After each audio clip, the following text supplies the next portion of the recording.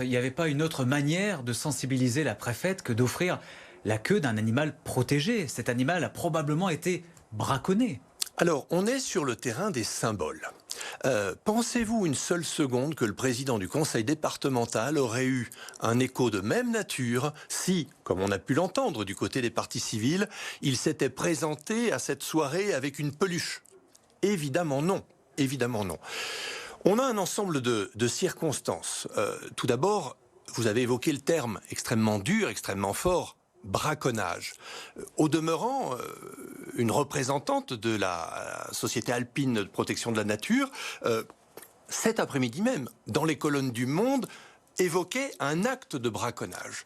On est dans la confusion la plus totale. Jean-Marie Oui, c'est Bernard... pas Jean-Marie Bernard qui a braconné. Mais Jean-Marie Bernard n'est pas un braconnier. Cette queue de loup, elle vient d'où? Alors cette queue de loup, il l'a dit, il l'a répété, il l'a retrouvée un soir déposée sur sa boîte aux lettres à son domicile d'Évoluard. Il l'a conservée, il l'a mis dans un sachet et, à franchement parler, elle venait à point nommé. C'est à se demander d'ailleurs si un des nombreux acteurs du département malmené par la présence du loup n'a pas voulu une fois de plus sensibiliser le président du conseil départemental en lui disant « Allons quoi, le problème n'est pas réglé » et nul ne sait aujourd'hui comment cette queue de loup est arrivée sur cette boîte aux lettres. Ce que l'on sait, c'est que le président s'en est saisi, l'a conservée et l'a remise à Madame la préfète. J'ajoute toutefois que nul ne savait, y compris le jour de la remise, qu'il s'agissait d'une queue de loup. Il le savait, Jean-Marie Bernard, quand même. Êtes-vous capable vous-même de faire la différence entre une queue de loup et une queue de renard? Mais moi non, je suis né en Picardie, mais lui, il est d'Évoluard, vous le savez bien. Il sait ce que c'est, il est en contact avec la FDSE, avec les jeunes agriculteurs.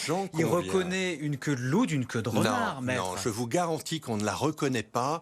Vous savez, la différence entre le loup, le renard et le chien, c'est le canis lupus et le lupus lupus. La vérité, c'est que je vous mets au défi, si on vous présente deux queues grises, de faire la différence entre l'une et l'autre. Et comme il l'a dit avec un peu d'espièglerie, parfois mal comprise, mais c'était une réalité, ce qu'il pouvait attester, c'est que ce n'était pas une queue d'écureuil.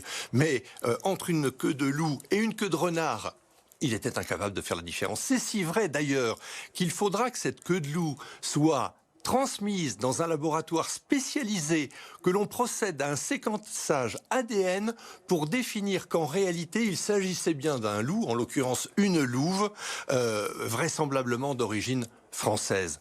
Mais l'on dit elle a été braconnée certainement, assurément, à coup sûr bientôt. Et d'aucuns osent même expliquer que c'est le président qui l'a braconnée lui-même, alors que rien ne démontre cela dans le dossier. Cette bête est peut-être morte de morte naturelle. Cette bête a peut-être été heurtée par un véhicule sur le bord d'une chaussée. En réalité, nous n'en savons rien. La seule chose que nous savons, c'est qu'elle ne figure pas au fichier des bêtes régulées dans le cadre des processus réglementaires et donc figurant à ce titre à l'Observatoire national de la biodiversité.